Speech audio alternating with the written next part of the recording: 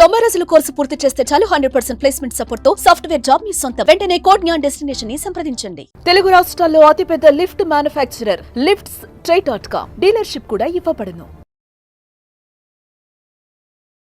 నమస్కారం ప్రియ చౌదరి గారు. నమస్తే. ఇప్పుడున్న జనరేషన్కి చాలా ఇంపార్టెంట్ టాపిక్ అండ్ ప్రతి ఒక్కరూ తెలుసుకోవాల్సినటువంటి విషయం. మ్యారిటల్ లైఫ్లోకి ఎప్పుడైతే ఎంటర్ అవుతారో కొంతమంది అంటే భార్యాభర్తలు కలిసి ఫ్రీ టైం దొరికిందనుకోండి, గత తాలూకు అనుభవాలు ఏదైతే ఉంటారో కొంతమంది చెప్పుకోవడానికి ఇంట్రెస్ట్ చూపిస్తారు, కొంతమంది ఏమో సిగ్గుపడతారు, కొంతమంది బ్యాడ్ అయితే చెప్పుకోవడానికి ఇంట్రెస్ట్ కూడా చూపించరు. ఆ అనుభవం ఏదైనా కానివ్వండి, కొంతమందికి ఏమో ఎక్స్ బాయ్ ఫ్రెండో గర్ల్ ఫ్రెండో వాటికి సంబంధించినటువంటి విషయాలు ఉంటాయి, లేదంటే బ్యాడ్ ఎక్స్పీరియన్స్ ఇంట్లో జరిగినవి కొన్ని ఉంటాయి, కొన్ని చెప్పుకోవాల్సి ఉంటాయి, కొన్ని చెప్పుకోవాల్సి ఉంటాయి. అటువంటి షేర్ చేసుకోవడం అనేది ఎంతవరకు కరెక్ట్ అంటారో, దానివల్ల వచ్చేటువంటి పరిణామాలు ఏంటి, ఒకవేళ ఫేస్ చేయాల్సి వస్తే దాన్ని ఏ విధంగా తీసుకొని చెప్పాలంటారు?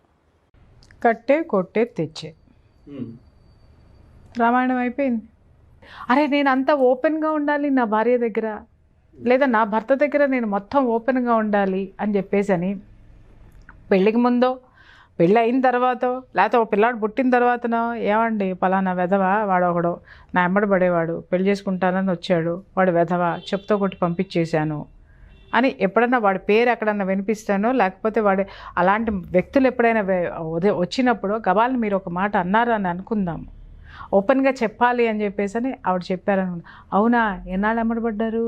ఎందుకంటే ఇక్కడేం జరుగుతుంది, లోపల నుంచి ఆ బుర్రలో ఆ పురుగు తొలుస్తూ ఉంటుంది. ఈ క్వశ్చన్ అడుగు, ఈ క్వశ్చన్ అడుగు, ఇంకా అడుగు, ఇంకేంటో అడుగు, ఇంకెంతమంది ఉన్నారు అడుగు అనగానే, అరే నేను ఓపెన్గా చెప్పాలి కదా, నేను ఓపెన్గా చెప్పేస్తున్నా, నేను అన్నీ చాలామంది కొంతమంది పిచ్చ ఆలోచనలో ఉంటారు. నేను క్లీన్, మిస్టర్ క్లీన్ అబ్బా, నేను మిస్సెస్ క్లీన్ అబ్బా, నేను మిస్ క్లీన్ అబ్బా, అంటే నేను ఏది దాచుకోనబ్బా, నాకు చేత కాదబ్బా అంటే అదేదో పెద్ద గొప్ప అనుకుంటారు.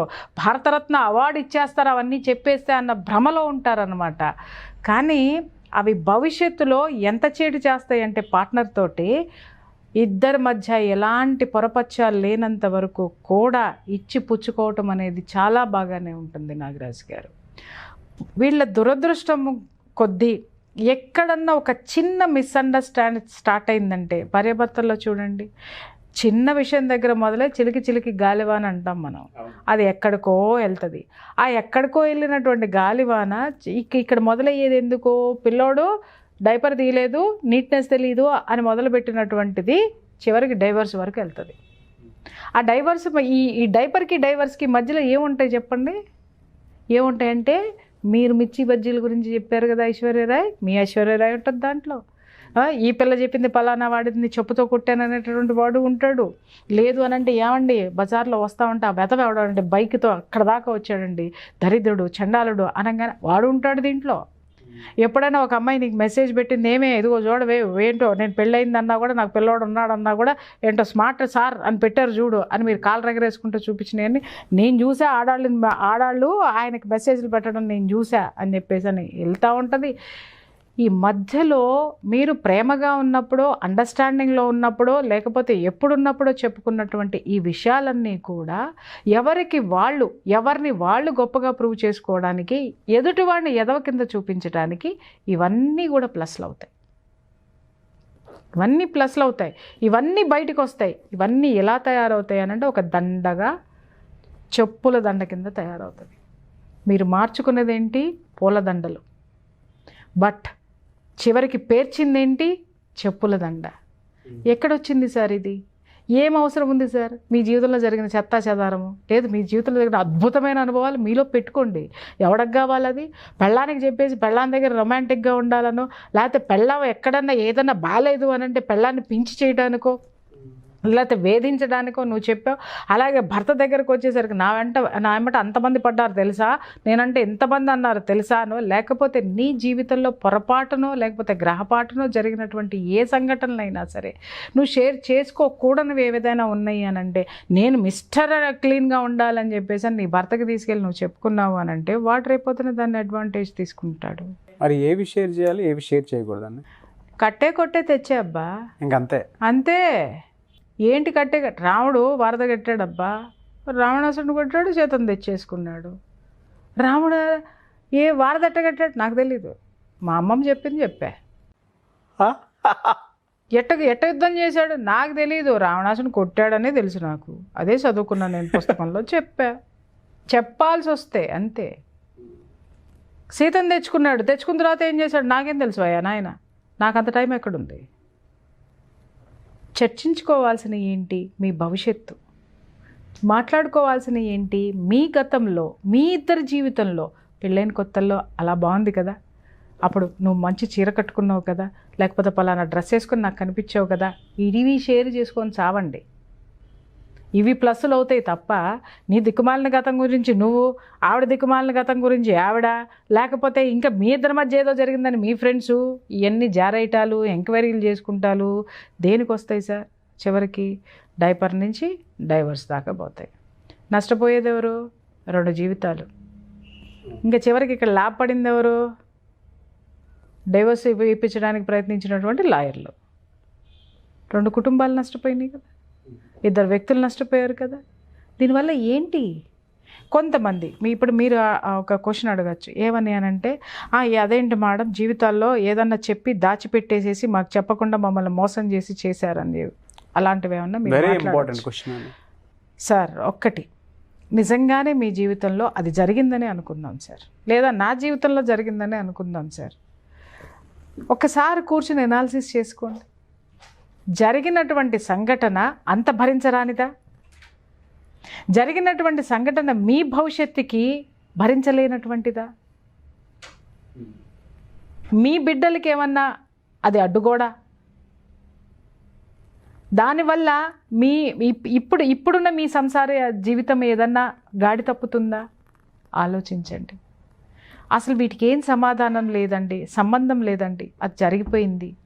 దాంట్లో మావిడ ప్రమేయం ఉన్నా రియలైజ్ అయింది, లేదు బయటపడింది, లేదు వదిలించుకుంది, లేదు నన్ను కావాలనుకుంది. స్వీకరించండి. మీరేం పెద్ద పత్తిత్తులేం కాదు కదా. ఎందుకంటే ఏ ఆడదానికైనా ఏ మగాడికైనా ఇప్పుడున్నటువంటి లైఫ్ పార్ట్నర్ వస్తుంది అనేది ఎవరికీ తెలియదు సార్. ఎవరు జీవిత భాగస్వామి అవుతారో ఎవరికీ తెలియదు.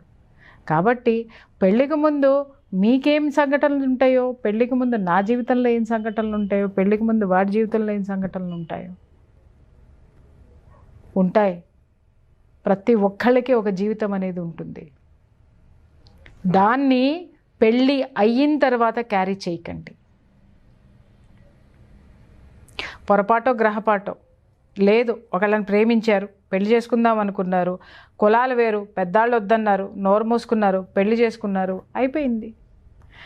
మీకు నచ్చలేదు, అరే నువ్వు నాకు చెప్పలేదు, వాడిని ప్రేమించావు, నువ్వు నాకు ద్రోహం చేసావు, నువ్వు అట్ట చేసావు, వాడితో అక్కడికి వెళ్ళావు, ఇక్కడికి వెళ్ళావు, అది చేసావు, ఇది చేసావు, సినిమాలకు వెళ్ళావు, షికార్లకు వెళ్ళావు, ఇవన్నీ తీసుకొచ్చావు నువ్వు.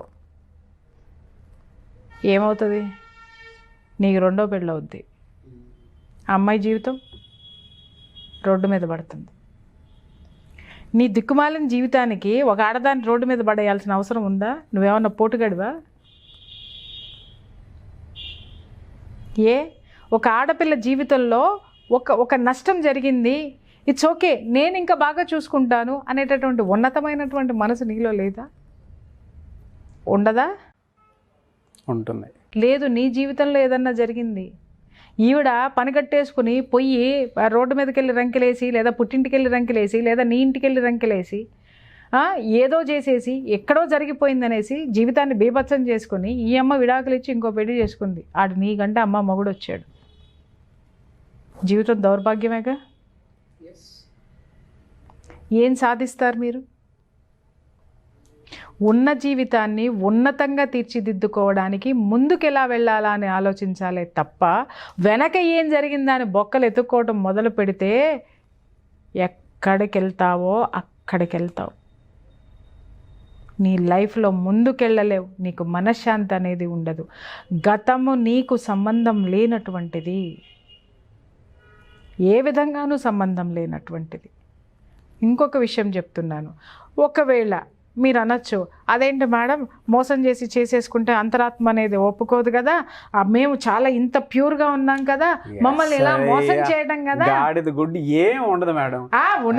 సార్ అమ్మ చాలా మంది ఆర్గ్యూ చేస్తారు సార్ అని అన్నప్పుడు ఈమైనా అతనైనా పెళ్ళికి ముందు ఒక డిటెక్టివ్ని పెట్టుకొని మొత్తం రంధ్రాన్వేషణ మొత్తం చేసేసి మిస్టర్ క్లీను మిస్ క్లీన్ అనుకున్నప్పుడు చేసు సావండి.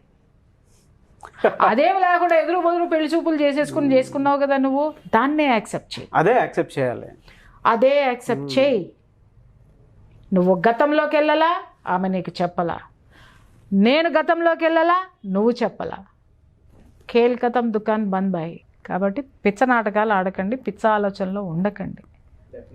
మీ జీవితంలోకి వచ్చిన తర్వాత మీరు ఎలా ఉన్నారు, మీ ఒకరి కోసం ఒకరు, మీరు గతం వైపు నువ్వు పోవద్దు, గతం వైపు ఉంటే, లేకపోతే హ్యాపీగా ఉండండి. ఉంటే చెప్తున్నా, ఎవరూ పోకండి. అది తప్పు. ఒక జీవితంలోకి వచ్చిన తర్వాత గతానికేసి వెనక్కి తిరిగి చూశారనుకోండి, క్షమించరాని నేరం నన్ను అడిగితే, అది తప్పు. ఆ తప్పులు చేసినప్పుడు బేఫికర్గా మీ దారి మీరు చూసుకోండి, ఎవరి దారి వాళ్ళు చూసుకోండి. ఎందుకంటే అది కూడా మనశ్శాంతి లేని జీవితం సార్.